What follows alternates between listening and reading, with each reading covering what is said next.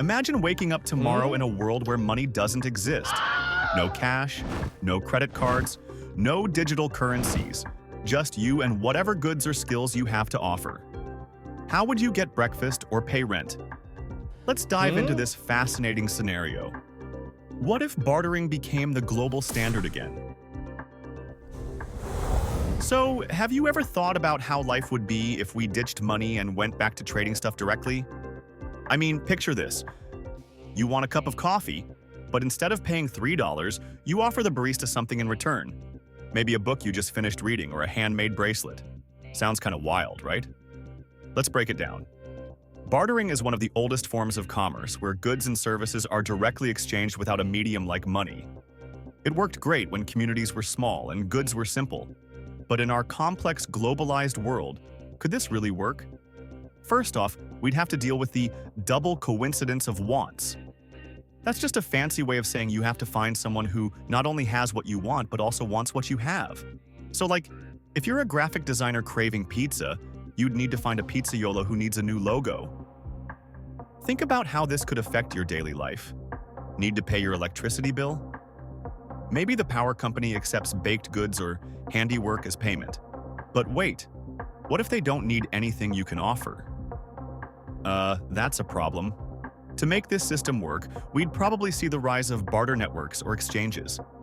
Kind of like social media platforms, but for trading goods and services. You list what you have and what you need, and the system matches you up. Pretty efficient, huh? But here's where it gets interesting. Without money, assigning value becomes super subjective. Is a haircut worth more than a pair of shoes? Does fixing someone's plumbing equal a week's worth of groceries? It could lead to some intense haggling. Now, let's talk about taxes. Governments rely on monetary transactions to collect taxes. If we're all bartering, how do they track income? They might implement new systems to estimate the value of traded goods, but enforcement could get tricky. On the flip side, bartering could strengthen local communities. People might rely more on neighbors and local artisans, boosting small-scale craftsmanship and reducing mass production. Imagine a surge in unique handcrafted items. But international trade would be a nightmare.